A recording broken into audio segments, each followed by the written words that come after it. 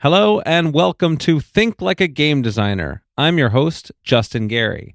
In this podcast, I'll be having conversations with brilliant game designers from across the industry with a goal of finding universal principles that anyone can apply in their creative life.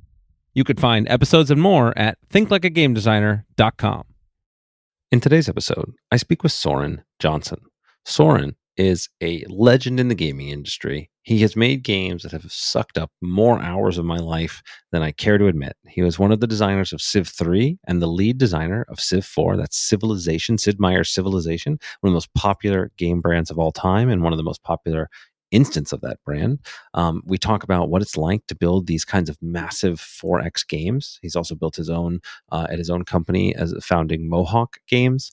He's worked on Dragon Age Legends. He talks about a lot of the process, not only for making these kinds of games and designing them, but also how players can optimize the fun out of these games and how you prevent them from doing that, and how we can make these things be more accessible. The power of having passionate players that can access your games, and modding games, and the power of modding and how that develops the process. We honestly get so far into this conversation that we don't even get to like his current projects, which is rare. Usually an hour and a half is enough to get through at least the highlights of somebody's career, but there's so much deep dive in here that we've committed to doing a part two. So we have a lot of great pack content. I first got to meet Soren and really chat with him as we prepared for the GDC when I gave a talk on SoulForge Fusion. He was one of the people that helped to set that talk up and helped to guide me. He's a great educator. He actually has his own podcast where he talks to a lot of other legends in the industry. So his podcast episodes go on for 3 or 4 hours. So you can see maybe mine are just too short, but I really enjoyed the conversation. I'm going to bring this one to you now, and we will get you a part 2 soon. There's a lot of great lessons in here, so plenty to chew on while you wait for that part 2. So without any further ado, here is Soren Johnson.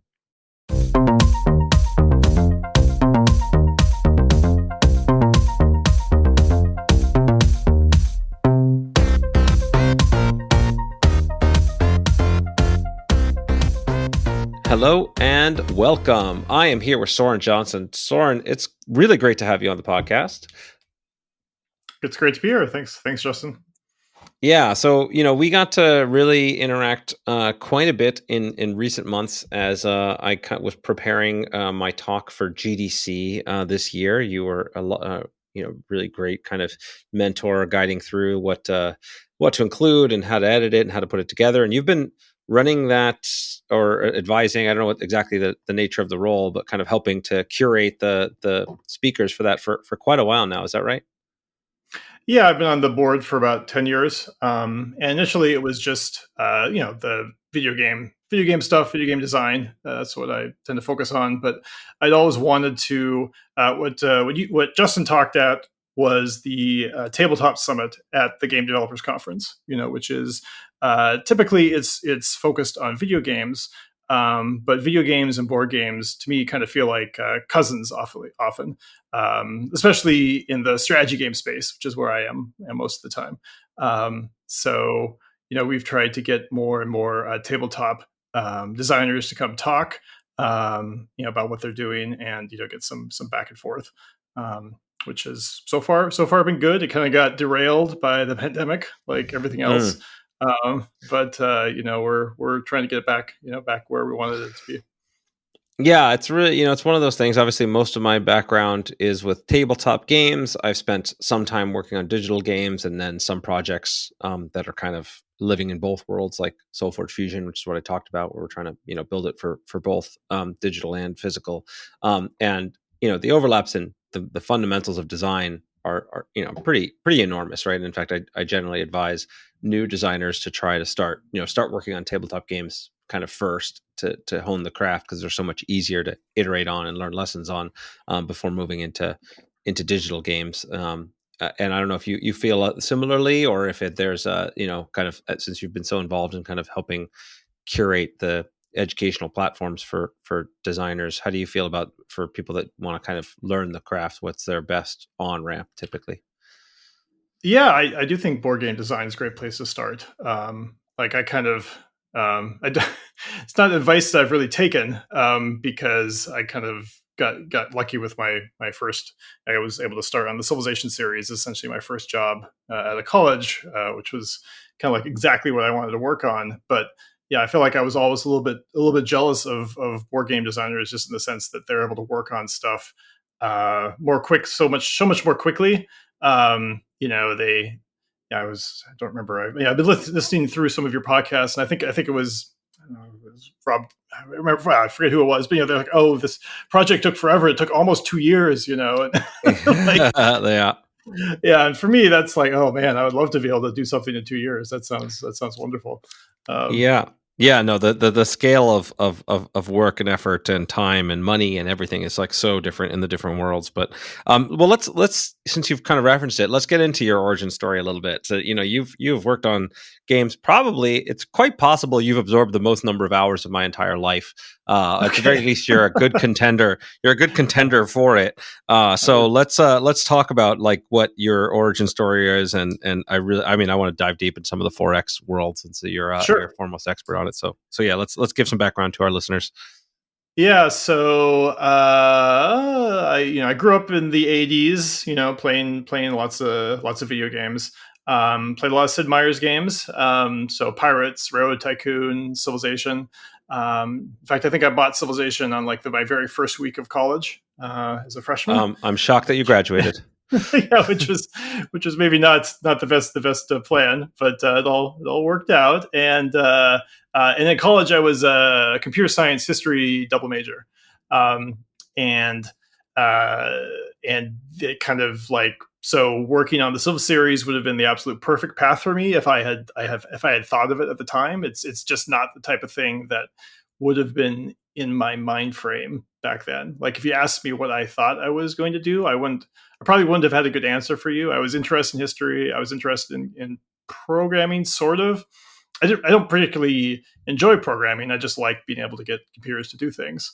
Um, and and so there was one thread you could see is like in pretty much all of the classes I took at school. I was always bending whatever I was doing so I could make some sort of a game, right?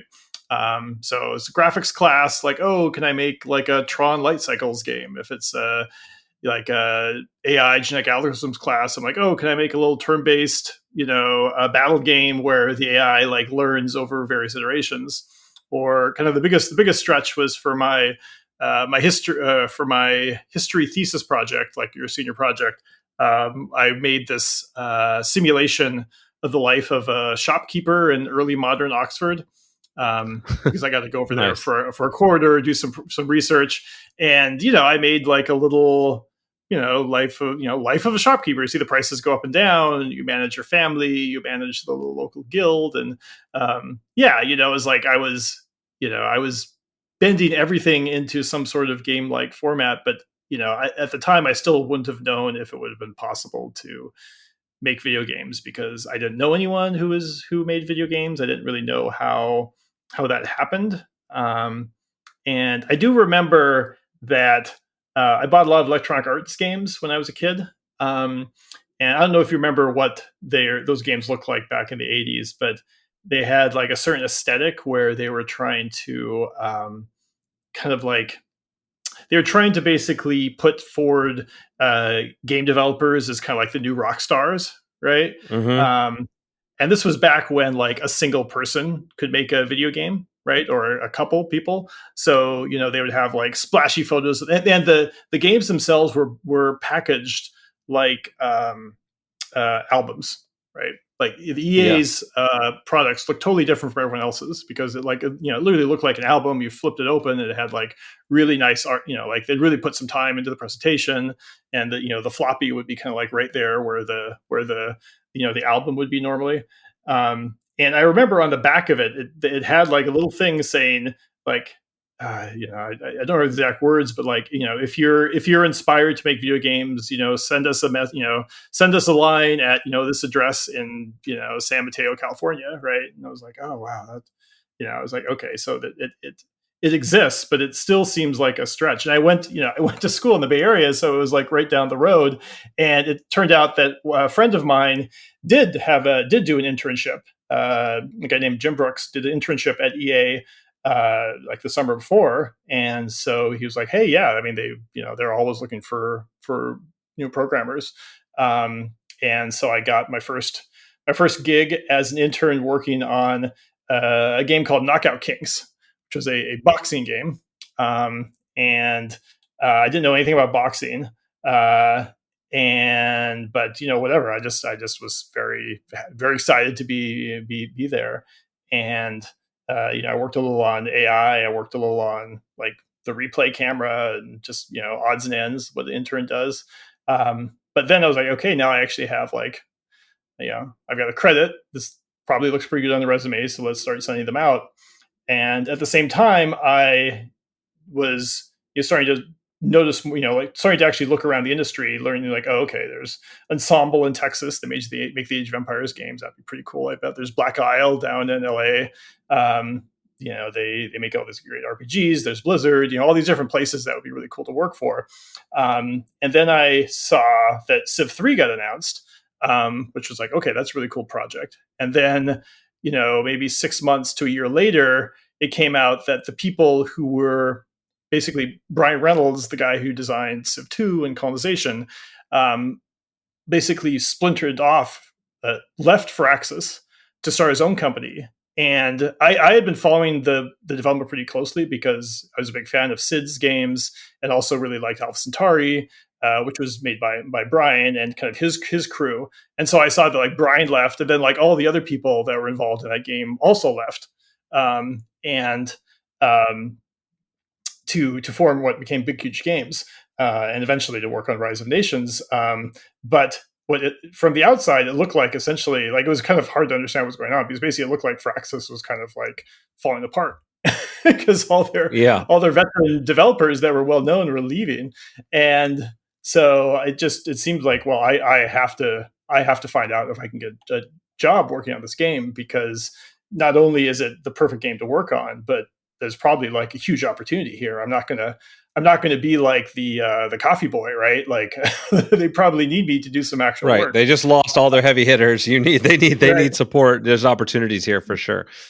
Yeah, absolutely. And sent in my resume a couple times. It took a while before I finally heard back. Like eventually, so this is just through the company website or whatever. You're just like cold sending in the resumes. Okay, just through the company website. I mean, I was doing that with lots of companies. Like I sent in my resume to Ensemble and Black Isle, some kind of the other companies I mentioned.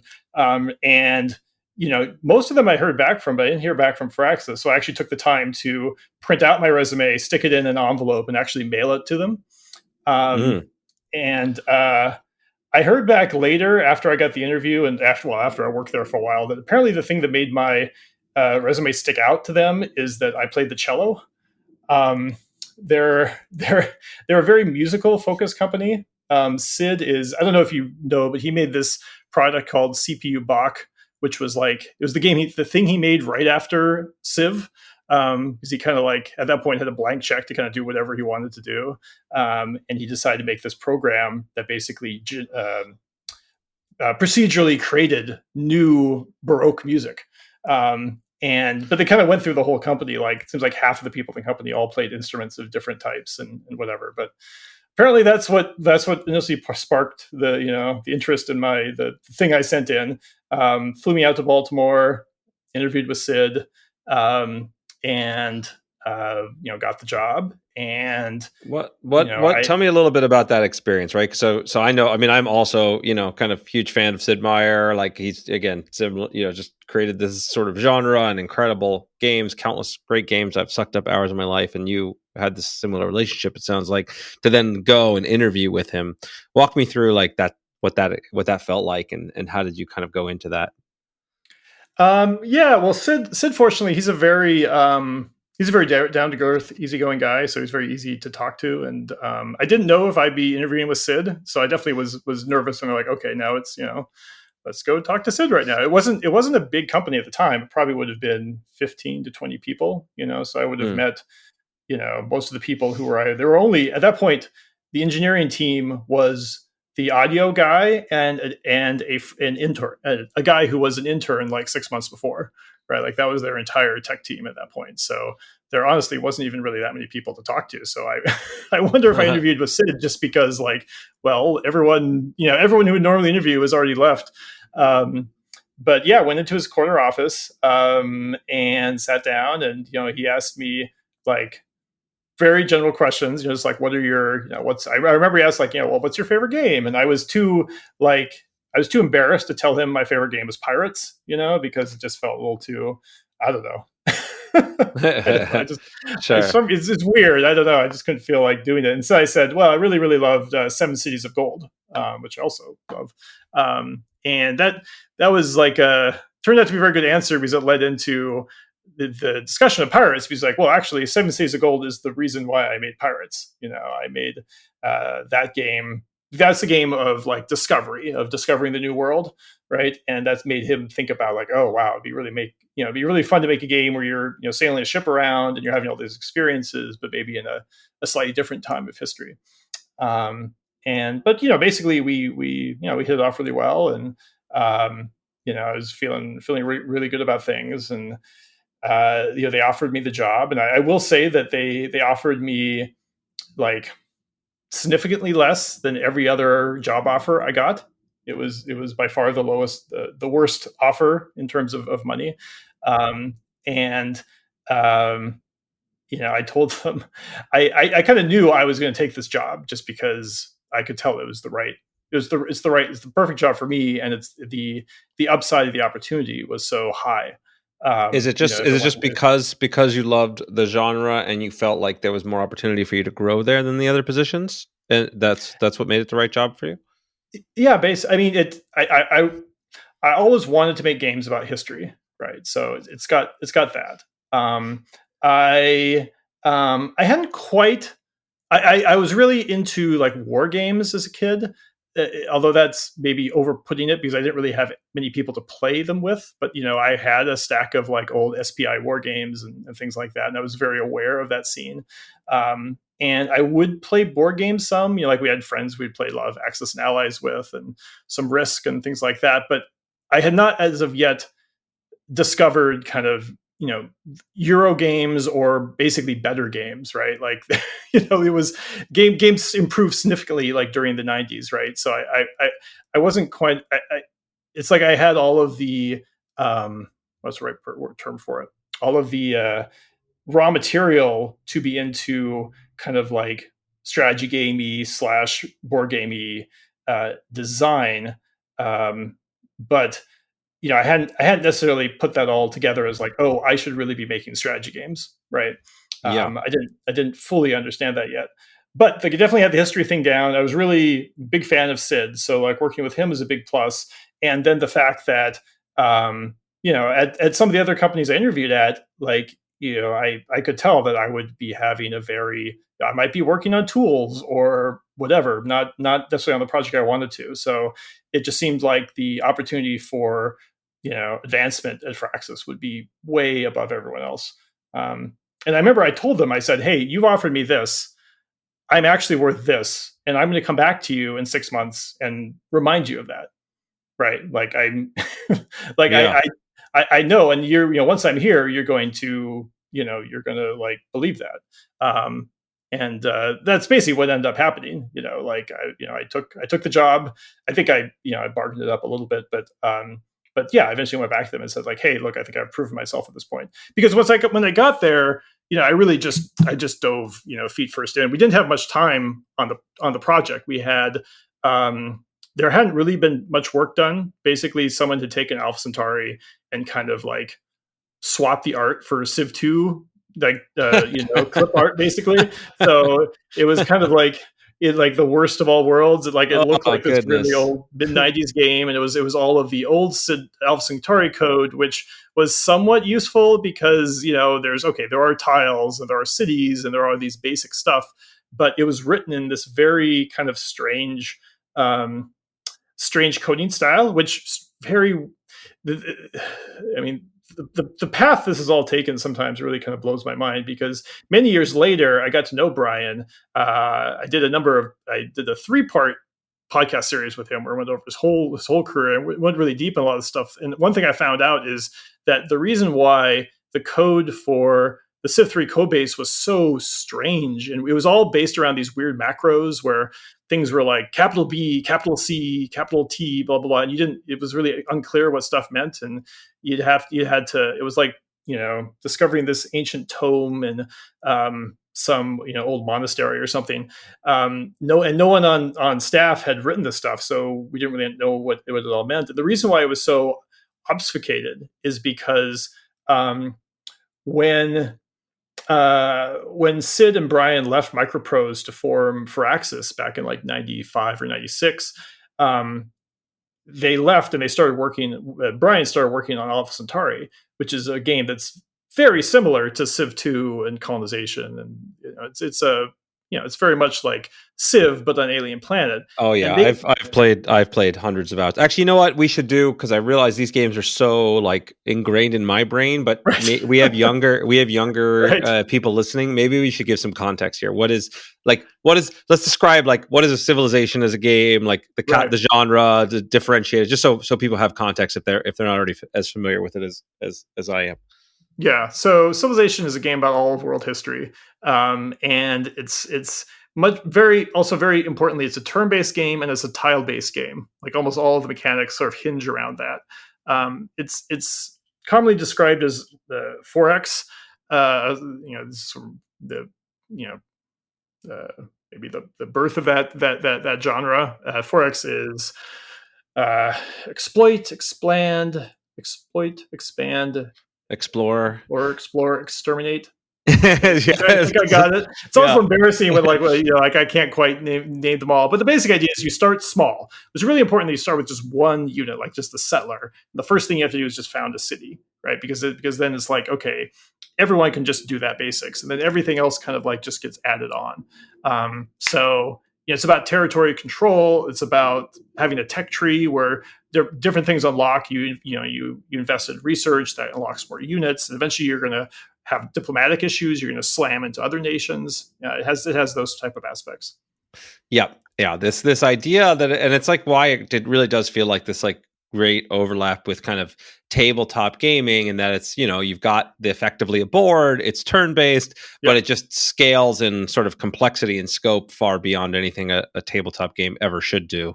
Anyway, that's how I kind of explain it to like people who really aren't into video games. I'm like, okay, imagine like a board game, but like this huge board game you would never want to play in person, but your computer can handle all the stuff, right? It's kind of a bit like that.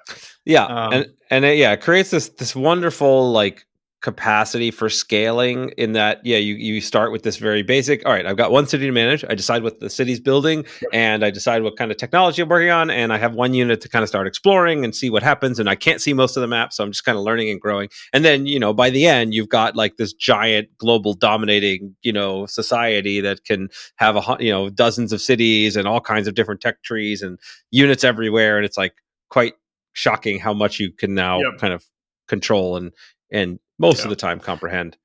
And this is what you just described is really key to like the strength and the weakness of the 4X genre, right? Like the thing that makes it great is this whole like I started with just like this one cell, this one unit, right? And I'm just growing, and like that feeling of growth is great. You're like, okay, I want to get that over there, but I also want this over here, and like I got to balance, whatever. But eventually I get that. I want that plane over there with iron. Like I really want that, because once I get the iron, I get the swordsman, and then I can go take out the Egyptians, which is really great because they've got the pyramids. All this stuff kind of like goes together, and that feeling of growth and expansion is really addictive. But the downside is that if you have this game built around just getting more and more and more stuff, at some point the fun kind of starts to disappear, because now you just have a lot of stuff. And when you have the more stuff you have, the easier it is to get even more stuff. But at some point, it's like, okay, to what end? Like, what's the point of all this, right?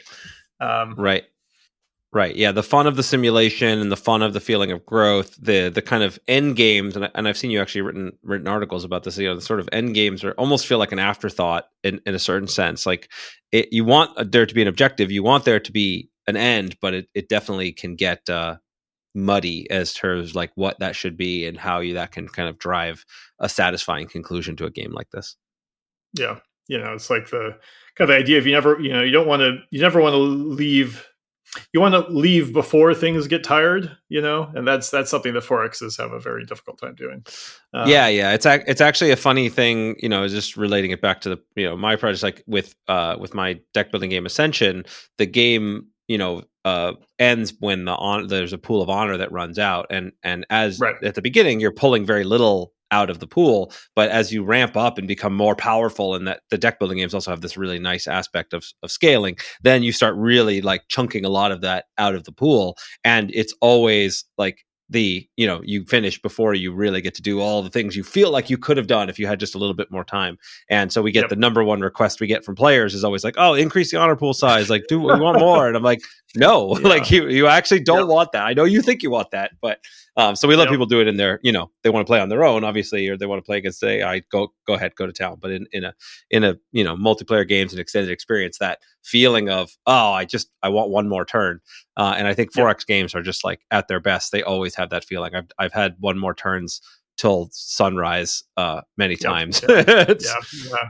Absolutely. And then the real curse of Civ is that they can't compress if you compress history too much, it starts to not feel like the reason why you want to play the game, right? Like, there's people there's these certain eras you can't get around. Like, you need that like real early kind of like Bronze Age era. You need like kind of like the classical era. You need something that feels medieval. You need like kind of like a gunpowder age.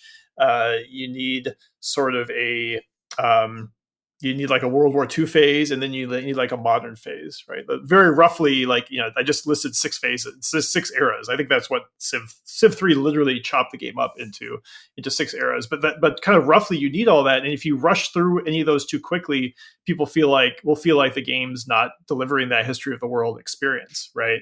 And Yeah. like literally, that can just come down to how many turns, right? Like yeah, okay, sure, maybe you have swordsmen's, then chariots, then swordsmen's, then knights, then musketeers or whatever. But if you only get like 10 turns to use your knights, then it's not going to feel right, because what was the point of getting them? You might as well just jump forward to the next unit. So some games, like, that's one of the advantages of working on something like Old World, where we could have decided at the beginning, like, okay, we're not trying to do all the world history. We could just decide up front, okay, how long do we want the game to be, right? Yeah. Or Alpha Centauri, which is this sort of Right. far future world where we're like, okay, we're on another planet. Tech is all Yep. starting from, we can do whatever we want with it. And it kind of opens up a lot more freedom when you're really trying to represent thematically the history of the world. You're taking on a pretty big epic skill task to make it Yep. all feel right. And even chunking it out into those six pieces is kind of a funny thing, but you have to cut the line somewhere as to where, Yep. and at a certain point, if when my swordsmen are up against your artillery units, it's just like, okay, this is not working. This is kind of weird. What do I do? Yeah. Yeah. Yeah, I mean, the design of Civilization as core is really kind of audacious. It's kind of ridiculous, Right. I right? mean, yeah. But Can you think of a more audacious goal? I'm going to have you play through the entire history of the world, being able to architect your own society against all the other societies that are out there. I mean, it's yeah, it's hard to think of something with bigger scope in at its core. So it's really, yeah, it's really impressive. So yeah. And anyway, yeah, let me say one of the things, because there's a really interesting paradox at the core of how Civ came to be. Because Civilization is now on its sixth iteration, right? And if you look at Civ 6 compared to Civ 1, you have a much more complex game, right? Like, if you played Civ 1 and played Civ 6, it would feel like they're almost different genres at this point, right? There's so much more going on after each version has added more and more stuff and changed more and more things.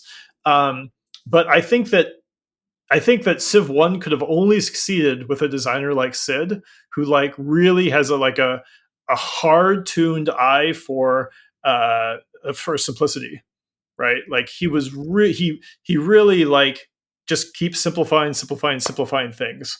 And you could actually see that the one time he went back to Civilization was for Civilization Revolution, which was the console version of the game, which is yeah.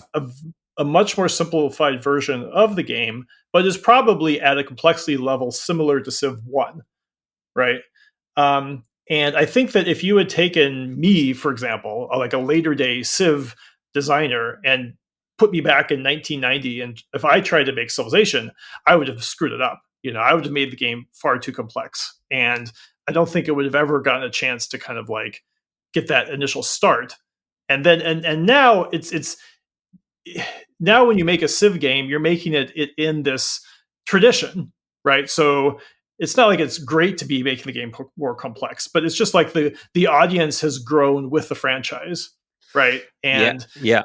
there's just this weird kind of like symbiotic relationship that's been going on. This has allowed the game to grow, but it really needed someone like Sid to make that first version. But nowadays, I mean, there's no way Sid would not be able to make like a Civ 7 successfully, right? It's just that's Yeah. not the type of game that he designs. I always find that tension really interesting.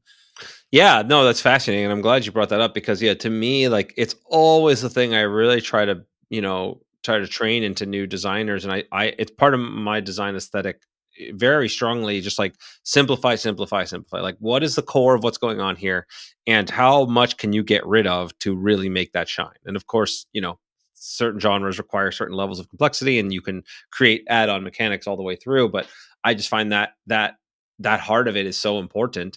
And then kind of tangenting on your other point that as the genre evolves and as the audience evolves, then it's easier to use those building blocks to make more complicated things. So the most recent example for me is taking Ascension Tactics, right? I took the core of the Ascension deck building game and basically just layered an entire tactical miniatures game on top of it using the same system. And if you know how to play a deck building game, even especially if you know how to play Ascension, but if you know how to play a deck building game, it's pretty easy to learn. But if you don't, that's like a lot. Like I can't even imagine making a game like that 10 years ago, right? Like it would just be like way too complicated. So there's this interesting thing that happens where you kind of can build on the building blocks of what are tropes that people already know. How much effort do you think though about when it does come? Because obviously new players are still coming into the genre. Is it, with in my world, I would assume, if you've never played a deck building game before, you'll start with something like Ascension before you move to Ascension Tactics. But in Civilization, it's not like someone's likely to go back and start with Civ 1, right? If somebody's a new player, how much thought do you put into that? Or is it just, at the mechanics are so built into society that people will ramp up for it, or there's a sufficient tutorial, or how do you think about new player acquisition? So it's a really good question. With Civ 3, I didn't really think about this stuff too much.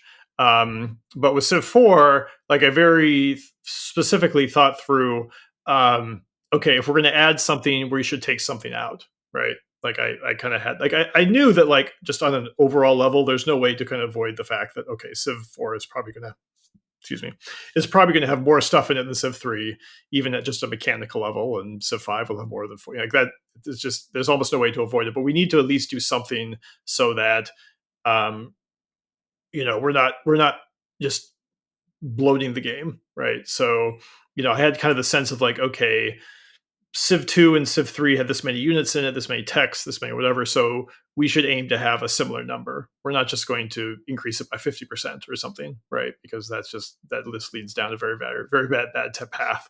Right. So the kind of the static count of elements of the game was fairly similar. We also cut out things like corruption and pollution, and basically I looked for things that were kind of like, well, these were not great or these were not great game mechanics to begin with, so I'm going to kind of cut some of these things out to kind of clear room for the new stuff. And then I also looked for kind of like what I call like trapdoor mechanics, right? Like these, like Civ had these kind of some of these weird rules where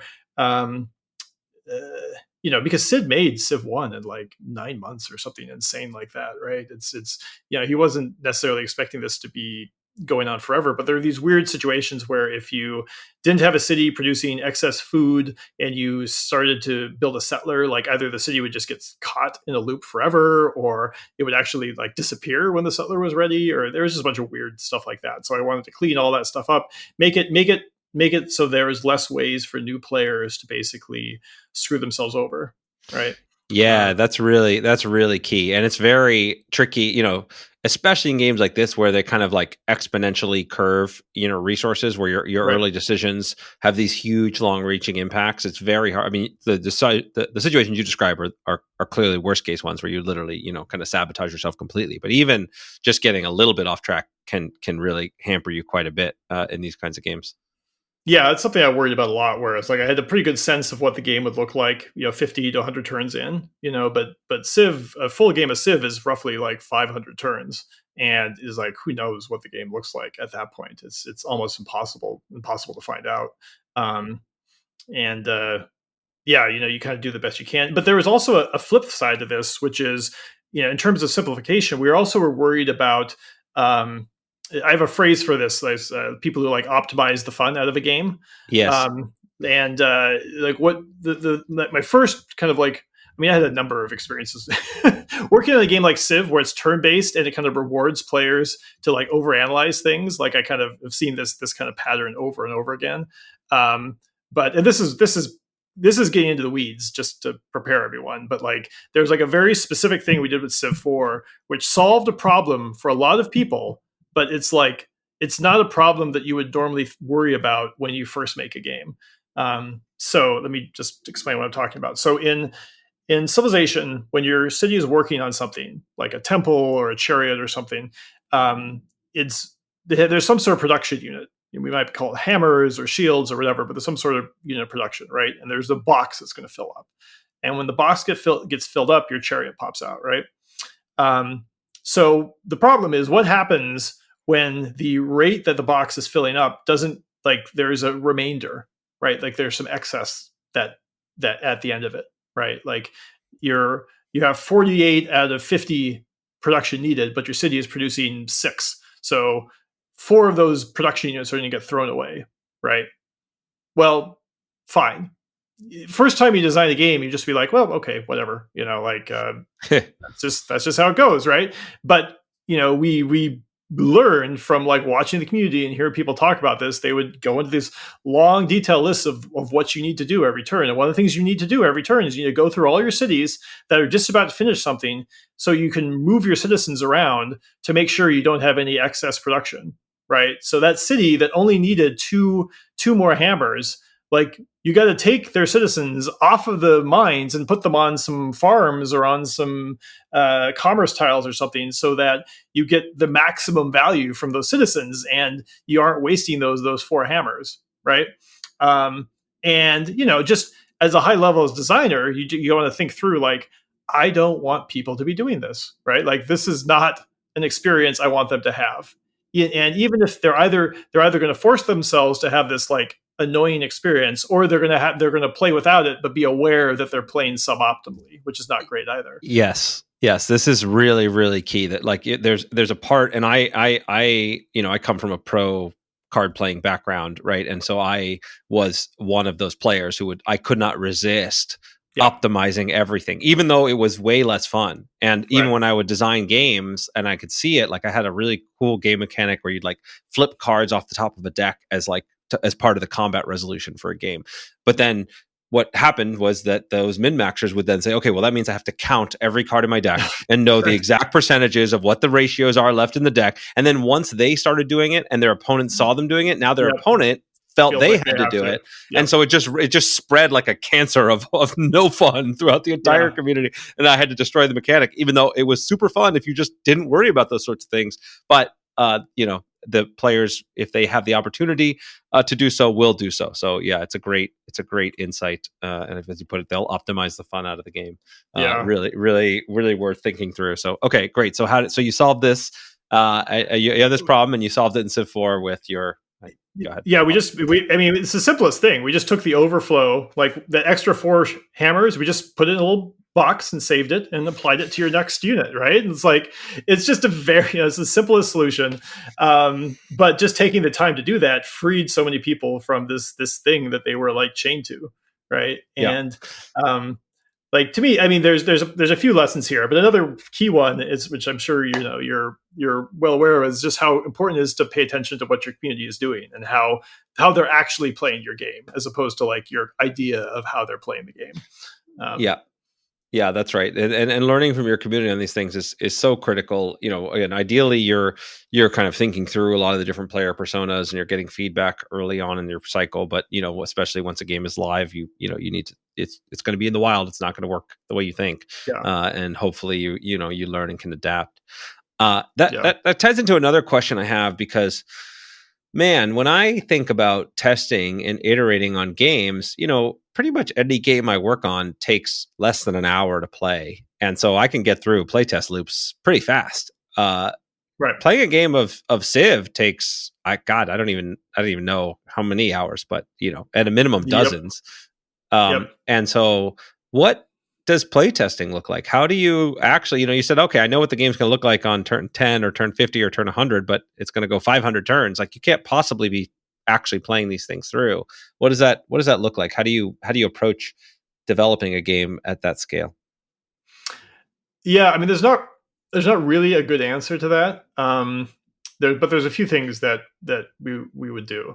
I mean, one which is just a very partial solution, but is better than doing nothing. Is like with Civ 4, I would set up these AI runs where you just have the AI play itself, and every night, I would run one, and in the morning I'd come in and check on it just to give a sense of like, first of all, I was also developing the AI, so that was a very important part of that, right? To see how well the AI is performing, but also just to see how far they're getting through the game. At 500 turns, where are they? How far are they through the tech tree? What does the map look like? It gives you something. But yeah, if it comes to actual just the time it takes to sit down, like how many times did I actually sit down and play through a game of Civ 4, right? Like two or three, maybe Right. at all. I don't know. I mean, which of to how many times have you played Ascension, Justin? Yeah, I can't count it. More than two or three, I'll tell you that. I mean, it's probably in the thousands, I would assume, right? So Oh like, yeah, no you know, question. it's totally different. And there were things I would do. I would one thing. Okay, I'll give you another one. Is that we actually made Civ 4, and we did this again with Off World Training Company and with Old World. We made it a multiplayer game first, right? Which that decision for Civ 4 was pretty controversial inside Firaxis, right? Because Civ 3 shipped without multiplayer, period, right? It had to be added on in an expansion. The first expansion pack was added multiplayer to the game, and that was like the worst technical experience of my life, right? Because Mm, Civ 3 was built just as a single player game, so when you wanted to do something in code, you just did it, right? You didn't give any consideration to like, oh well, are there multiple people playing the game, and like shouldn't you can't. I mean, multiplayer games work differently, right? You have to update everyone. You need to if someone takes an action, it should go through a single point so that action can filter out to everyone. I mean, there's just a whole bunch of stuff you have to do in the single player game. Um, when the game asks you to choose something, like, hey, choose your next technology. Originally in Civ 3, the way it worked is the game would just hang until you made a choice, right? There would just be a loop just spinning, waiting for you to choose the option from the dialogue. Because for a turn-based game, there was nothing else that needed to happen on a machine. But obviously, in multiplayer, if one of the players is choosing a tech, you can't just have everyone's game hang, right? Like it's a completely different model, right? And going from one where you didn't give any consideration to that to going the other way around was it was a nightmare. And at any rate, so I knew up front, that was my initial pitch, was like, okay, we don't want to ever do that again, right? So let's just commit to making this a multiplayer game from the beginning so we don't have this horrible technical problem. But the real benefit was that we were able to play games of Civ 4. I mean, actually, I have completed like at least tens of games of Civ 4. They were all just multiplayer games with other members of the team. And so yeah, within like 3 or 4 months, we were playing games of Civ 4 against each other. And we were able to experience all of the rules and have a real opponent, right? well, why is that easier, or why was that more effective in terms of being able to test the game than playing it solo, playing an individual game? Because of the lack of AI, basically. Got You it. couldn't, because there was no AI. Like the rules might be there, but you're essentially just pretending to play the game, right? Got it. Um, you're making choices, but there isn't really the type of resistance you need Right. to Without make that it so like, tension, there's nothing there. There's just, kind of open-ended growth that has no tension yep, associated with it. yeah, Yeah, that makes exactly. sense. So so So yeah, so yeah. Okay, so you were actually, able to get there's tests in, but it's still way less kind of reps overall than for, yeah, shorter term yeah, games. So you really kind of got to maximize that time. yeah. Any other There's a things that helped you to couple. do that? Yeah. Yeah, there's a couple other things worth mentioning. One is, and this is something I didn't do with Civ 4, but did with Old World, which helped a lot. Is if you boot up Old World, you'll see that there's a kind of a scenario kind of hidden on a side screen that's called the Barbarian Horde, and it's a mode where there is an AI, and you just start in the middle of the map, and there's just essentially waves and waves of barbarians trying to kill you. And this was essentially the single player version for like once we got the game kind of up and running, that was essentially what single player was in Old World for the first year of development. Beyond the multiplayer, because that was still like because that was a viable mode. It was less interesting, of course, because there's no diplomacy and there's a bunch of things missing. But at least we were trying to play the game for real, right? Like we could lose. You Right. had that tension there. Um, so that Got it. helped a lot. And the final thing is with Civ 4, we essentially kind of like did early access before early access, just in the best way we could at the time, which was so with Civ 3. Civ 3 came out. It had been tested the way games were just made back in 2001, which is you hire maybe 8 or 10 testers, you have them play the game a bunch, they file bugs, they give you some feedback. Some of these people may be experts in Firaxis Games, some of them may not be. Some of them may have just been testing sports games and they're going to try Civ 3 and then go back to playing sports games. Who knows? I mean, that's still going to give you valid feedback, but it's not necessarily going to give you the type of feedback you're going to get from your community, right? Right. Um, and Civ 3 shipped with a lot of major problems. There's at least one unit in Civ 3 that just didn't work, like straight up did not work. It was the anti-air unit, and there was Mm. literally just a like somewhere in the code there was like an if versus air then does the damage, and like the not sign was flipped, so like literally did not work at all, 100%. and Wow. and it's like even there's no substitute for like players who are not professional testers but are genuine people from the community who have a huge amount of passion for your game. There's no substitute for getting them to play your game. And I learned, like I always say that like my game design education started the day Civ 3 shipped, because up until that point I was just basically guessing. I was just kind of like, I was working really hard trying to get the game done, trying to put some ideas in that I thought were interesting, but I didn't really learn anything until the day it actually got in the hands of real players, right? And that's when I became I just discovered Apolitan and Civ Fanatics and all of these what back then it was forums, right? There was no Reddit or other things like that. But this is where I learned about the game that I had made, and we shipped 4 really big meaty patches to Civ 3 where we made really big improvements to the game, and I'm really happy where it ended up eventually. But yeah, it definitely shipped with some problems. And so this was another thing that I was like, I don't want to do that again for Civ 4. And so through that process, I met all of these people, all of these, kind of super fans on those sites. And I said, hey, let's start this private group. Well, let's create this private forum, get you guys all NDA'd up, and get you guys access to Civ 4. Civ 4 was a 2.5-year project, and we got this to them a year and a half before we shipped. So for the majority of the project, we had people playing the game external to the company who were just, volunteer testers giving us feedback on this private forum and giving us a lot of feedback. And I credit that as probably like the number one thing that led to like Civ 4 being kind of like a real big success. Was that there was just kind of no way to get, no way to, and it was a pain at the time because we couldn't just let them download, or I don't. The legal department didn't like this, so we had to kind of like have a lot of back and forth with them over that. But eventually, we basically had to.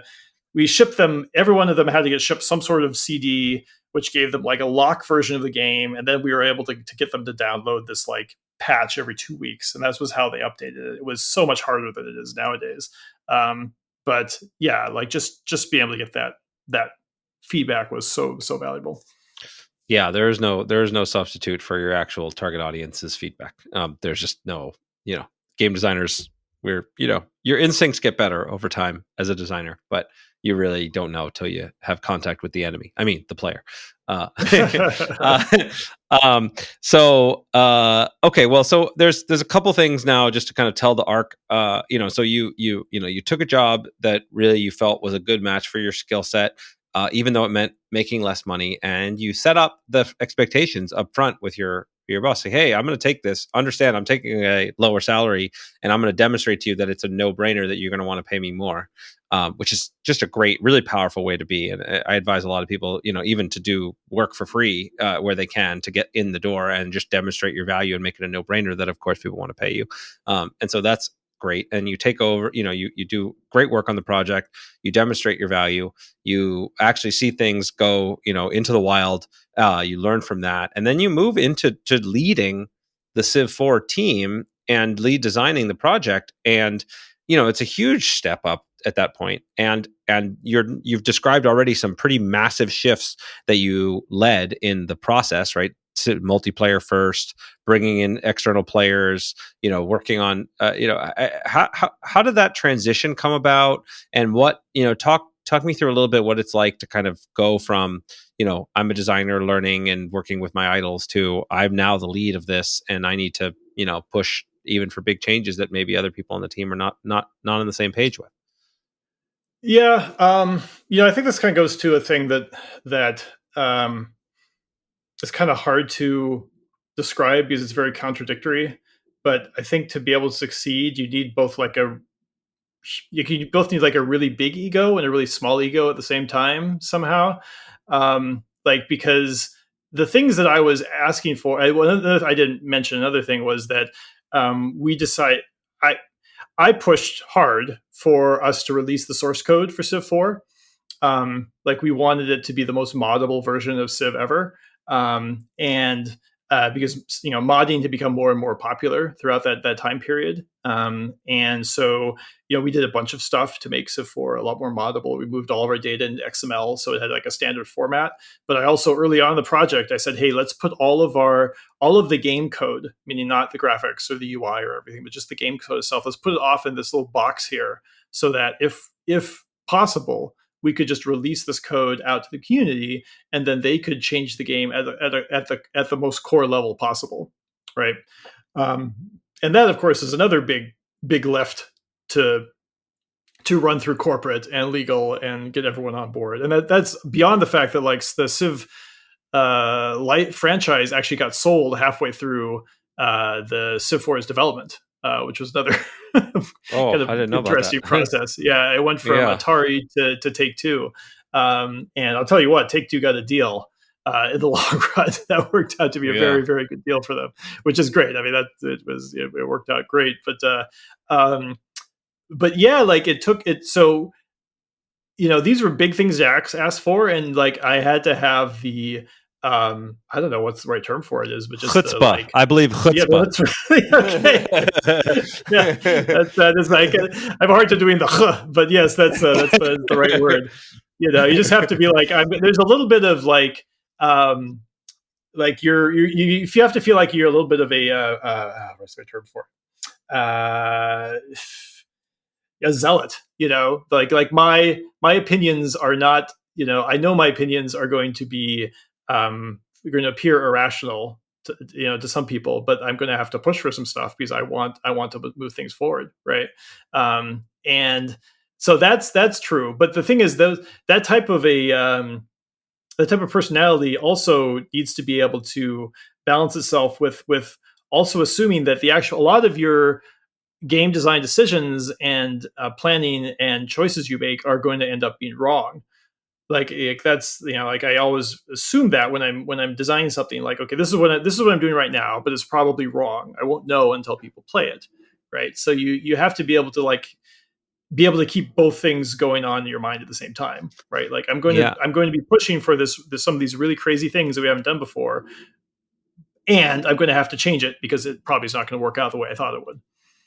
Yeah, yeah, Which is no, I not, think that's like it's no, it's a paradox, but it's like it's actually really powerful. I think most of what is I actually just posted about this recently on Twitter. This thing is like I think that the most skillful way to live life is to be able to hold paradoxical beliefs at the same time, right? Like I take right. 100% responsibility for everything in my life, but I also recognize I don't have control over outcomes, and my self-worth is not dependent on that.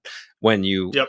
to be a lead designer or to be an entrepreneur, you have to at a core level believe you can do this thing better than anybody else, right? You have to, there's something that you can do that the world is that other people can't, and that you're going to put this vision out there into the world, and you have to fight for it, right? Because it's very hard, and you have to be willing to take in feedback and recognize that, get your ego out of the equation and realize that, to me, it's always about how can I most efficiently test my most risky assumptions, right? I'm willing to put Right. out assumptions and be clear, like, I believe this is better, right? So in your case, I believe multiplayer should come first. I believe modding is critically important. I believe we need to have players in things. And then it's like, okay, how do you get to the place where you can validate or invalidate those assumptions or any of your given mechanics, right? And that, I think, is the kind of balance, the way you thread the needle between those two extremes is, look, I'm going to fight as hard as I can for the things I believe in, and as soon as I'm able to find evidence that shows me I'm wrong, I'm happy to 180 degree and then fight just as hard for the new evidence that what shows me what the right path is now. Yep. Yeah, it's it's hard to think through at the time, but I mean I had a sense, basically. I mean, what kept me going is I had a sense that, like, okay, I see a path for Civ 4 that I feel like no one else is in a position to, like, see where we can go with this product better than I. Like, I believe that, and then I wanted to go through the process of actually making it, right. Like, Right. and then and knowing that that's going to have, like, a lot of unexpected turns, which it did. Yeah. Yeah. Okay. So amazing. And how big was your team for Civ 4? It was probably like, Approximately. yeah, I mean, it was kind of a weird process because we didn't really get artists until the last year of the project, because they're all Mm. work busy finishing Pirates, the console version of Pirates, or the new version of Pirates, basically. And so we probably had six or seven core programmers, and two artists. And then for the last year of the project, we got 20 artists. So Mm. that's Wow. kind of how it goes. It's kind of feast or famine, which actually Yeah. was fine, because for a game like this, you can be, like, for a good year, all of our art was just little 2D billboards, bopping around this 3D map, and that Yeah. was fine. Um, some games you really need a game that's, like, kind of real time or involves, like, heavy animation, like a combat, like a God of War or something, right? Like, they need that art to be part of the prototype, process, right? Where with a, Right. turn based game, we kind of get away from that. Yeah, that makes sense. Okay, so then this Civ 4 generally regarded as one of, if not the best in the genre. Really huge success, and it sounds like you're crediting a lot of this with the process that you built here, right? That being able to test and iterate in a multiplayer version, being able to get feedback from players. Are there other things that you'd say were kind of your big wins there? I want to talk a lot about modding, so we can dive into that one if that's one of them. But what do you think Sure. was really what differentiated it? Yeah. I In mean, and Yeah. I mean, I'll also say I think I should give a lot of credit to Sid and Jeff Briggs, who were, running Firaxis, because they did. I was a young guy, a young kid, basically, and they did really put a lot of faith in me and just let me do what, they trusted me. When I asked to, like, we should release the source code. Actually, I think what I did is I just kept saying we would. I just kept repeating that we would until, like, eventually it just kind of happened. But Nice. so I think that's definitely worth saying. Um, and sorry, your Well, question no, was, that's okay. I'll pause on that lesson because it's another really powerful lesson too, right? Like as like leadership, and there's the one sense of leadership which we sort of talked about, where you have to be able to, like, be willing to put yourself out there and own the consequences and have that dichotomy of ego. And then there's this other aspect of leadership, which you're just, Sid, just evidence there, which is like that ability to let go and let other people take the lead. And it's how you grow a company. It's how you grow teams, how you grow, everything. And so that's like not an easy transition. Not a lot of people can do it. I know I wrestled with it a ton. And where, you're like, oh, I know how to do this. I can do this. But to let somebody else run with it, and especially let them run with it in a way that you don't necessarily agree with. One of my favorite expressions from Jeff Bezos and the Amazon culture is the disagree and commit, right? Like, I'm going to give you my opinion. If you don't think it's right and you're the lead, okay, like I don't agree with you, but I'm going to do everything in my power to set you up for success on the path you've chosen. Right. Really powerful, important stuff. So anyway, what the question I had originally asked was about what do you think differentiated, what were the biggest wins and insights of Civ 4? Why do you think it is kind of so beloved even to this day? Yeah, I mean, besides the fact that we finally got multiplayer right. It was you could tell that the systems all were built. What's the right way to put this? I mean, just everything kind of worked together, right? Like it just had the iteration needed so that, like, oh, this wonder does this interesting stuff with these specialists, which impacts the improvements in this way. Like, you could tell that we didn't just get the game out the door. We had gotten the game to the point where we could actually like really polish it, and think through what we're doing very, very intentionally. Yeah. I think that there was, I don't know, there's sometimes some things just escape simple categorization, like like getting Leonard Nimoy to do the voiceovers for the text, like I actually spent a lot of time trying to get the exact right quotes, and because I kind of gathered them over the years from my history background, but being able to get him to read them was fantastic. And I mean, Bobby Etu, the theme song, was by my college roommate Christopher Tin. Ended up winning a Grammy, and like I had kind of like commissioned that and like helped decide how the piece should be, and then he wrote this amazing piece. And at some point, like some of this stuff is just kind of beyond the realm of like explanation. Some things is just kind of blessed, and so it was it was a special time. It was really an amazing project to work on. No, it's incredible. And so, I'm grateful that you made such an incredible thing. And like I said, even if it sucked way too many hours of my life, they were hours I do not regret. And I think that there's a lesson here too, right? There's, the even though for a game like Civ, where as you sort of said, the artists all came last, right? Like all the art and all those things you kind of piled on at the end, but these elements that made it magical, right? Leonard Nimoy, really great quotes that helped to evoke what was going on with each piece in your history background, like great music, like these things really do matter in the scope of design in ways that are hard to quantify, but it all comes together in a certain way. And I think similarly, everybody wants to design that hit game. Everybody wants to design and create the thing that's, everyone's going to love. And I think I've just learned doing this over the years, like you just can't ever really predict that. Like you can set up all the puzzle pieces, you can do everything that's in your power. And then at a certain point, it's just not in your hands. Like so the time is right. The stars align. And you have a hit on your hands versus other games where I'm like, oh wow, I think this game is better than one of my more popular games, but I don't know, didn't take off at the same degree, And so there's just again taking the ego aspect. You got to be able to let go of the results sometimes. Yeah, I mean this is one of the great lessons of life is that the right decisions don't necessarily equal right results. I mean, if anything, that's one of the great things games can teach us, right? Like because you have to learn to if you play poker, you absolutely have to accept that, right? That you made the right decision, it just didn't work out for you, right? And I think that's right. That's like a super important lesson. I will say one other thing, which is that, and I kind of saw this kind of got driven home to me at GDC this year, because two of the most successful games, at least artistically, I'm not sure exactly how well they sold, from the last year was Josh Sawyer's Pentiment and Sam Barlow's Immortality. And they're both very, very specific games. Like they're just super games about that their designers very specific tastes and the things that they're most passionate about. So Sam Barlow's Immortality is a game about these kind of like three lost films from the 60s, 70s, and 90s.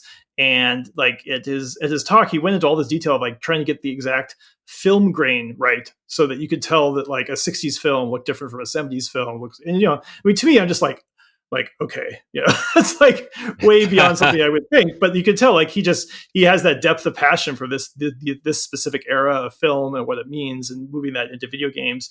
And Pentiment is a game about early modern 16th century Bavaria, right, and a monastery, and like the lives of scribes and how it interacted with the locals, and all of this stuff about myth and Christianity, and just it's it's another game that's just very down the rabbit hole of Josh's interests, and the fact that you could tell like they were making the exact game that they wanted to make, like it just really comes through.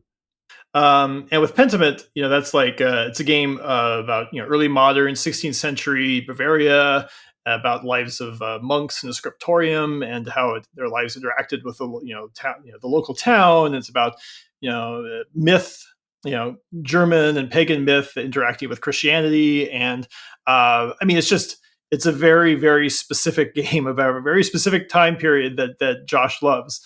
And both of those games, you can just tell they're the exact game that the two designers wanted to make. Right? It's all about their specific idiosyncratic interests, right? And Civ 4 was kind of also in that kind of sweet spot for me. It was really just like the exact type of game I wanted to make, from like the point of view of like world history, but also I think my natural inclination to kind of like board gaming mechanics and transparent mechanics, right? Like that's the thing that I think is also important to mention with Civ, is that there is this kind of split between like sometimes people compare Civilization to games like Crusader Kings or Europa Universalis or things like that, but those games don't really explain what's going on behind the curtain. Whereas Civ, even though we violate this sometimes, it tries to show you how the machine works. Yeah, so there's a couple things there, right? One, I think that idea of designing the game that you're passionate about, that speaks to like your core interests, I think is such a powerful thing, right? I mean,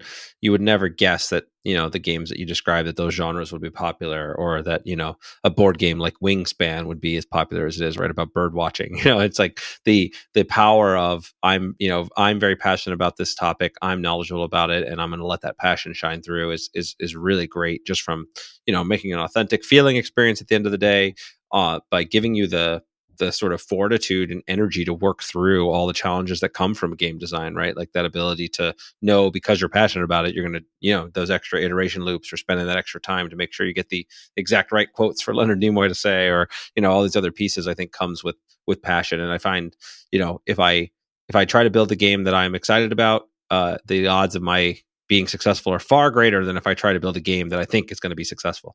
I find those rarely work. All right, now I really want to talk about the power of kind of modding and community-based creation in games. And I think it's possible. I don't know if the 4X genre was the first to kind of really make this big or not, but it's certainly the one that was first brought to my attention, as I saw a lot of really wild creations get made. How do you think about that space? It was clearly important to you. How do you think about designing games and designing tools for players to kind of create their own games within your play space? Yeah, I mean, ironically, I didn't really understand it much at first, because I pretty much had never played a mod before. Uh, I mean, I don't know, really never played a mod until Civ 3, and still really didn't play them afterwards. But I became very close with the community, and I just saw them talking about mods all the time. And there's this different version of Civ 2, and there's this version of Civ 2 where you're Odysseus, or you're Frodo going through the Fellowship of the Ring, or you're this or you're that, and like here's all these things going on. I was like, well, that sounds interesting, and so we tried to push that some with Civ 3, because with Civ 2 they had a very good like trigger and event system, where if you stepped on a tile, something could happen. But they didn't really have a good way to change like the inner, like a lot of stuff was like literally hard coded in the code of like unit number 12 is going to be the archer, right? And that you just have to deal with that. It wasn't really built to be what you might call like data agnostic. Um, that essentially, there's this split between the game engine and the data itself. That wasn't really a concept I kind of understood, and I was kind of led to this by the Age of Empires team gave a really good talk at GDC one year where they kind of like explained this kind of like theory of development where the data is this thing that sits on top of your engine and anything could be changed and the game should still run, right? Um, Mm-hmm. and one of the reasons why you know game code would have a lot of hard coding of like, okay, this is the temple and it does this is one of the big reasons for that is it's a lot easier to write the AI if that's the case, because you're like, okay, a city starts, the first thing you wanted to build is this unit, and then if this is the case, build a temple, if that's the case, build a library, right? It's just a lot easier to write code that way. So but I was like, okay, what would happen if instead, we kind of built a game where we didn't even assume that temples or libraries or chariots even exist? Like, we're just going to be completely, um, we're not going to take any assumptions into the game code about what the kind of like the static elements of the game are. Um, and so we did that with Civ 3 so that they could add as many kind of new units and buildings and technologies they wanted to. And then but that was we kind of had like a proprietary editor for that, which worked okay, but it meant that every time we wanted to expose something, we had to like basically build UI code to allow people to change it. And so with Civ 4, we're like, okay, let's put everything in an XML file. So every time you add something, you're just adding a new line of XML somewhere. And so then players can, modders can basically just use whatever XML editor they like to change the code. And then of course eventually we released the game code itself. And I kind of knew that someone would make like a fantasy version of Civ 4 because we had already kind of laid down some of the tracks with the fact that units could gain experience and levels and get promotions. And there was this really great Civ 4 mod called Fall from Heaven by Derek Paxton, and really by a team. I mean, there was like maybe 15 or 20 different people who worked on that project. Made this really amazing kind of like high fantasy total conversion of Civ 4 that it's hard to judge how popular it was, but it's it would always be discussed in Civ 3 in Civ 4 Yeah. threads. I played it. It was awesome. Yeah, it was just such a Yeah. cool experience that built, this whole world on top of, the whole fake world on top of the kind of real world simulation that you guys did. It was really very cool. Very cool experience. Yep. Yeah, I mean it's so rewarding to see that as a developer because you're kind of laying the traps and opening the doors, but you don't know really what's going to happen. And when you see people start to play with that and put their own creativity in the game and start to build their own little community around their mod, I mean it's just one thing that was really fascinating is just seeing what what were called mods, which was like someone would make this change to Civ 4 of like, oh, I'm going to do this thing that like maybe with UI modding because our UI was in Python, so people could change that too. I'm going to make this change, and someone else does this other mod, and then you'd have these mods that would like conglomerate them all together, right? And people would start to pick and choose what they want to, and you'd have modders who weren't necessarily making mods, but they were making these components for other people, kind of like farther downstream, right, to use. It was this just amazing little kind of like machine to see how it all fit together. Yeah, and so it shows the dedication of a community and how you've got you're creating this whole other form of play where people get to kind of create their own games within your world. And then there's this interesting kind of I don't know this sort of interplay between like how you as a designer sort of intend a game to be versus how you create it so that it is open-ended enough for players to create their own experience. And that could be as simple as, just even in just normal Civ experiences, right? I can choose to build my society one way. I can be very militaristic. I can be very technological. There's a lot of ways to play. Or in a trading card game that I could, build the deck that I want to build and play. But then there's these, okay, no, I'm going to change the rules and I'm going to play this new version of the game.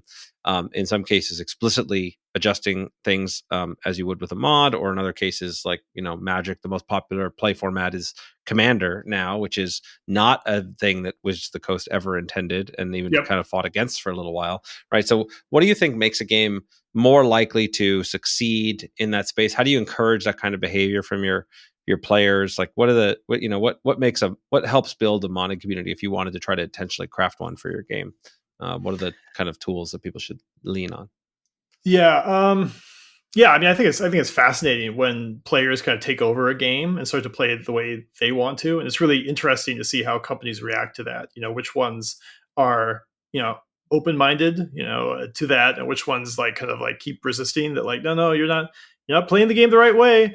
And um, it's Yeah, it's all just a process. I mean, I definitely kind of feel like if people are choosing to play the game a certain way, like, then you should really pay attention to that, because they've found something there. Like, they found like this diamond that you may not have been aware of, right?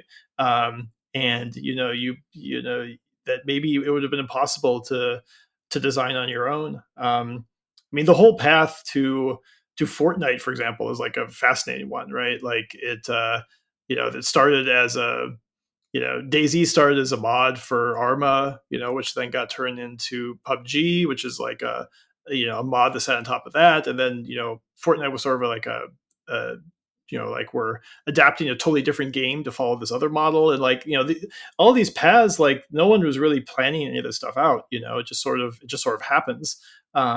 And, but it happens because players have found something that they really enjoy, right? And so, like, I mean, by definition, like, it's really good to pay attention to that. So I think it requires a certain mindset. And I mean, I don't know what I'm trying to think what's the best thing to what's the best way to describe it. I mean, if you can make it so people can share mods, like, that's obviously, anyway. You're about to say something.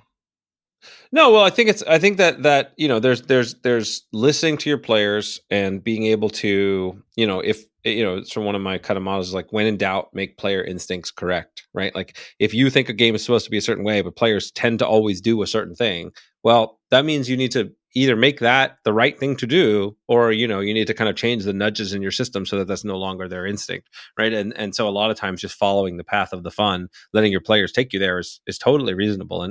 And letting people have that experience and giving them the tools to do so, I think is great and super helpful. And I think these kinds of 4X games kind of lend themselves to it because they're just so expansive. There's so much kind of scope built in. And then Yeah. similarly, you were one of the senior designers on Spore, which is not a game I spent as much time playing, but I was fascinated because, like, man, you think like the scope of like an entire history of civilization is big. No, well, okay, no, how about like all civilizations on every possible planet you can imagine? It's like a pretty wild, pretty incredible, incredibly expansive concept. Maybe we could talk a little bit about that too, as a kind of next transition point. Sure. Yeah. Well, let me actually just park my one thing. So one thing to point out also about modding is, I'm kind of curious how this would fit in with games like Magic and Ascension, because they have a very different.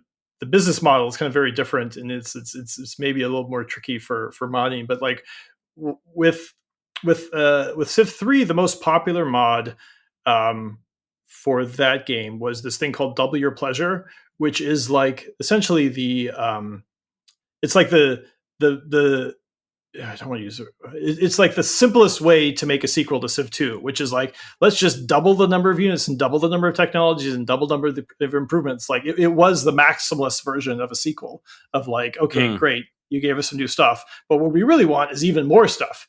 And we'd already talked like maybe an hour ago about like why that's not a great thing, but not a great thing for whom, right? There are some people out there who that's exactly what they want, right? And Yep. so mods give you like this release valve for people who have that very specific interest. Um, and and there was this other really interesting mod for Civ. Well, I forget now. I think it was both Civ 3 and Civ 4. Rise of Civilization. It's a pun on his name, but at any rate, it was a very like hardcore game. Like you couldn't even cross the desert until you like discovered the certain technology, and it was really trying to pushing the game to like have more of a historical playthrough, which is, Civ is a lot of things, but if you play a game of Civ, it doesn't really look like the history of the world, really, right? Yeah. But this was a really cool mod for people who actually wanted that experience. It allowed modders to do things that Firaxis couldn't really do commercially, if that makes sense. Yeah. Well, that's where like giving people the opportunity to play the game they want to play when they're in that niche audience is one of the powerful things about modding. Or like, we'll do this in games like Ascension, where we'll have like, variant rules or, kind of different challenge modes that people can adopt, right? Like there's a solo play variation, and there's, different ways that people can play the game. Or, we design the game such that in general, like every 2 sets that we released were designed to be paired together, but otherwise you were kind of, we envisioned you'd play them alone. But in the app, you could just shuffle everything together all at once, which is kind of a crazy mess experience, but it's also kind of fun, right? Especially if you know the game and you're just kind of looking for like, okay, whatever, random stuff's going to happen and it's fine, right? And so like you're fortunate enough when you have a big enough audience and enough of a kind of content pool that you can let people kind of craft their experiences, individually. Even though as you design a game, you need to be much more ruthless when it comes to cutting out complexities and cutting out a lot of the kind of niche potential appeal when it comes to your, the core experience you're going to kind of get out of the box. But giving people those options, I think, is part of what the kind of modding community is. And I think there's, I always wrestle with this stuff when I make games in the terms of like the rules I choose to present to the players, because, there's a quote unquote right way to play where you present them the rules and this is what it is, but that's not going to be the best experience for everybody. So giving them the option to do other things is valuable, but most people won't go down those roads, right? So you just kind of create those little pockets for people to find as they get deeper and deeper into the gameplay experience. Yep.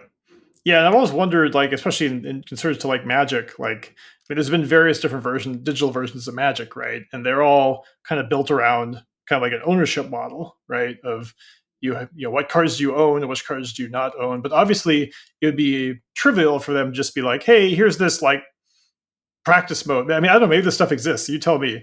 Like, this is this just playground mode where you flick a switch and own every card ever made of Magic, and you can just do whatever you want to, right? Or you can, you can create your own cards. But I assume that like that could run, in conflict with their business model, basically. And I just always assumed that like that would be a tricky situation.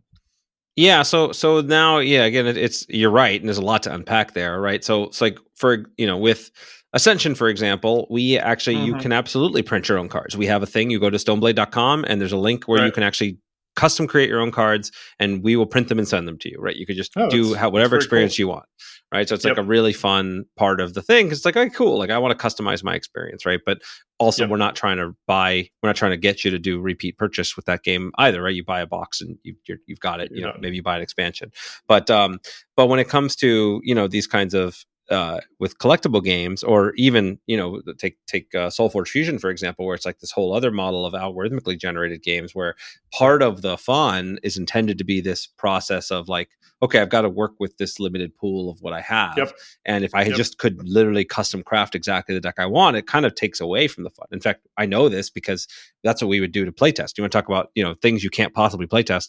In Soulforge Fusion, there's over 10,000 unique possible cards, and then more deck permutations and grains of sand on the planet. There's no way to test them all. It's not even close. So we would kind of cheat and just like custom build the deck we want, and it's actually just way less fun than forcing yourself to kind of interact with what's there.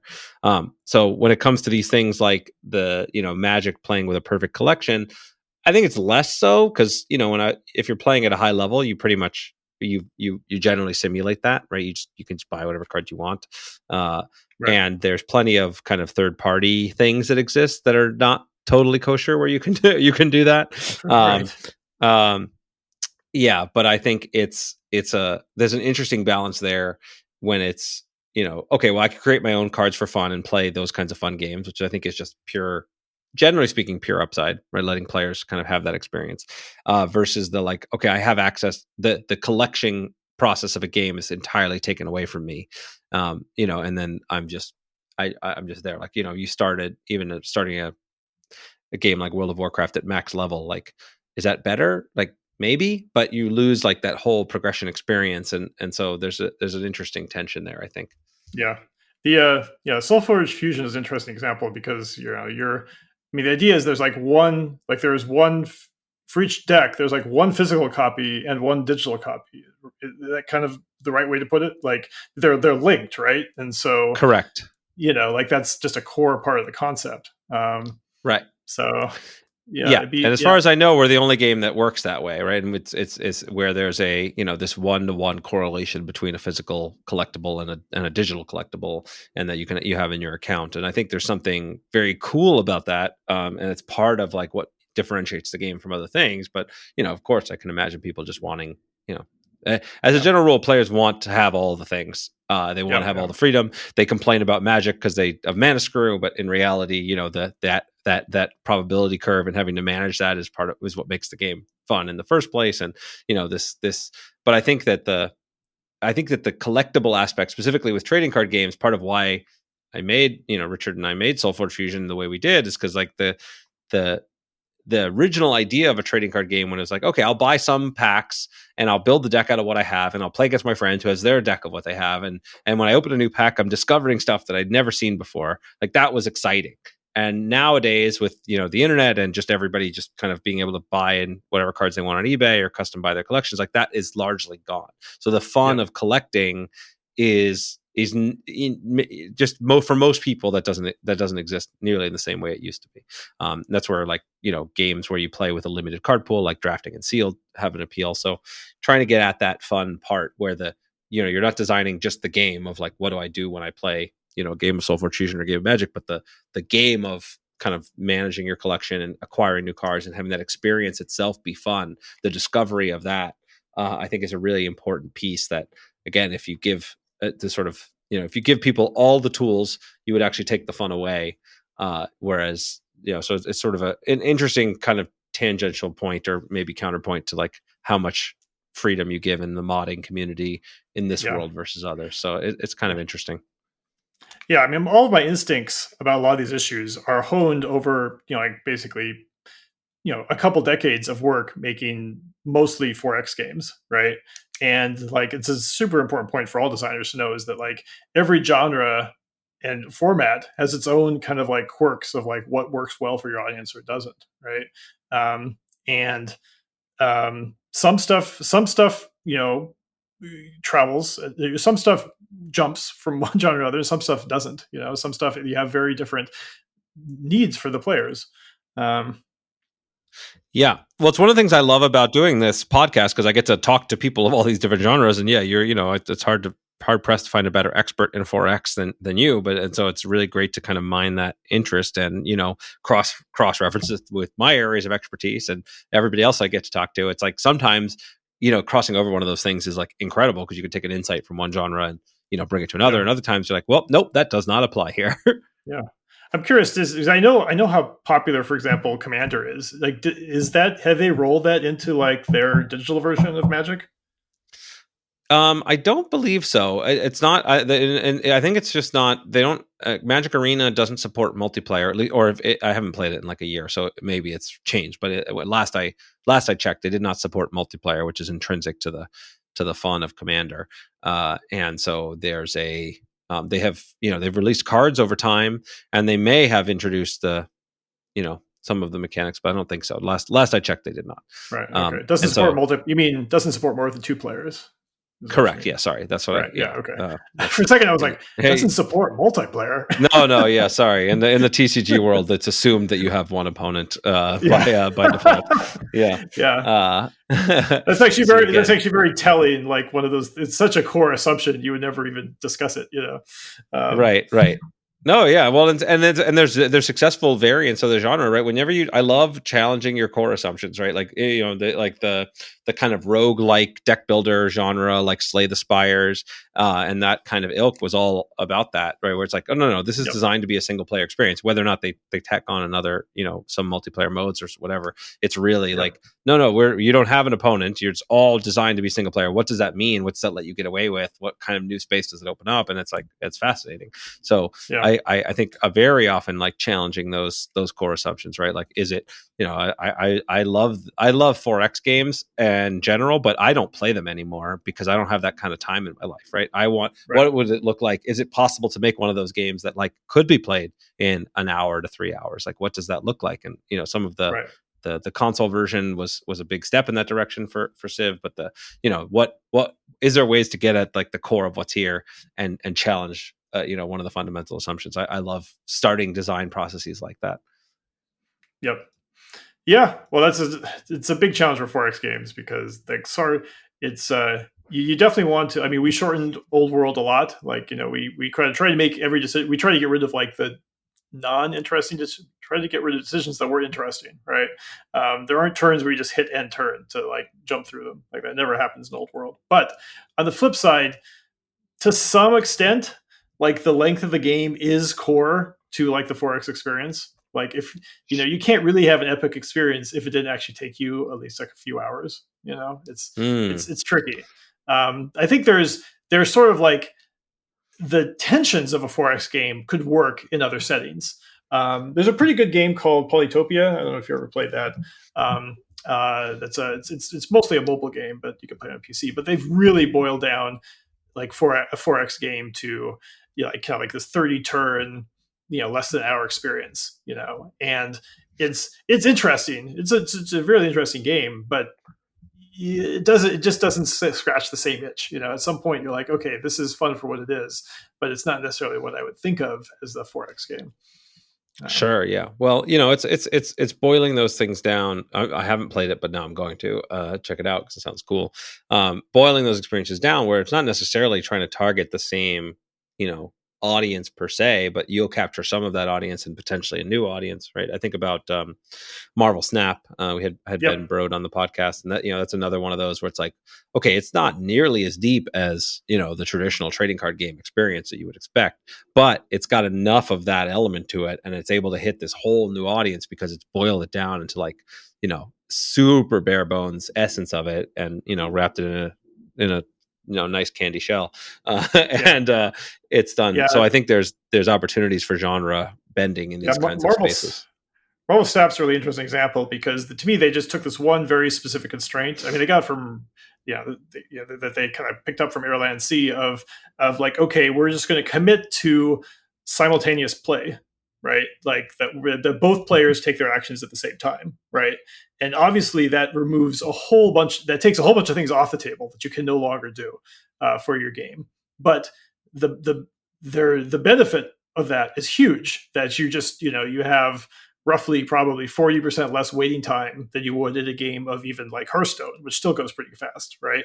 Right. And like just by committing to that, like, okay, this is how our game works, period. Now let's build everything else around that. I think they've got a lot of their success based off of that choice. Oh yeah, no, I mean, and again, just taking something that it's not that far different than what we're talking about here, right? Taking something that was a game of Magic maybe takes 30 minutes, maybe 20, and then game of Hearthstone takes 7 minutes, and game of Marvel Snap takes 2 minutes, right? It's like it's a pretty dramatic jump down to try to capture those things. And so, is it crazy to say I can take a 4X game that would take 30 hours and compress it down to 1 or 2? It's not impossible. Polytopia it's a pretty good analogy to kind of like what Snap did to Magic. I mean, it cuts so much stuff off that there's a little bit of like, oh man, like there's literally just one currency for everything, right? And it's so stripped down, but it does still hold together, kind of like the way Snap does. I would love to know like what's the next level down from Snap. Like what's yeah. I don't know. 10-second game of Magic, but yeah. I mean, there are card battlers, out there, but I think that they and Snap sort of starts to get into that space a little bit, but it's not, those break out of the genre to me too much to be counted. But it's a sliding scale, not a bright line. Yeah. So maybe there's something else there.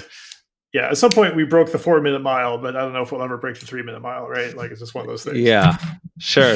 Yeah, there may be hard limits in the world that you can't get past, but it's just like designing to constraints is just another great principle in general, right? Like finding something where you're like, all right, I'm going to take this hard line thing that's not easy, but gets me some advantages, and I'm going to build around that, and really spend a lot of time wrestling with it. Because even if you don't end up landing where you think you can, it really, the amount of innovation that can come out of that is really powerful. Like, if people think that creativity is about open-ended exploration, and it's really, generally speaking, not. It's working with constraints to force you to come up with novel solutions.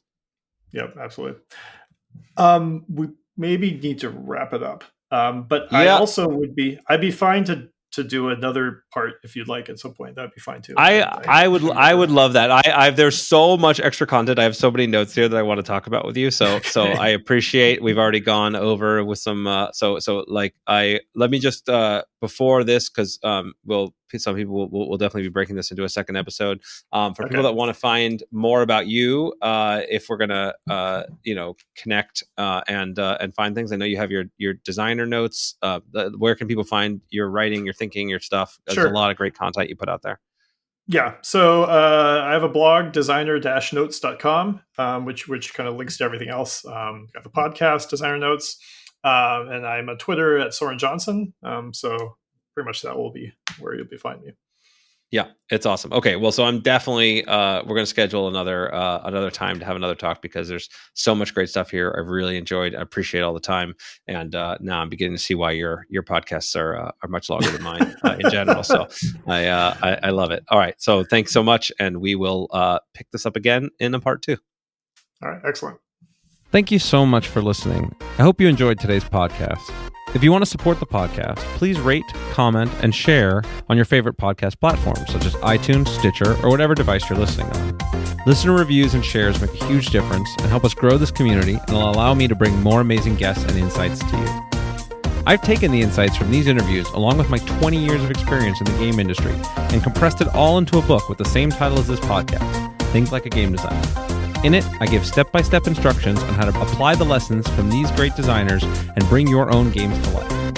If you think you might be interested, you can check out the book at thinklikeagamedesigner.com or wherever fine books are sold.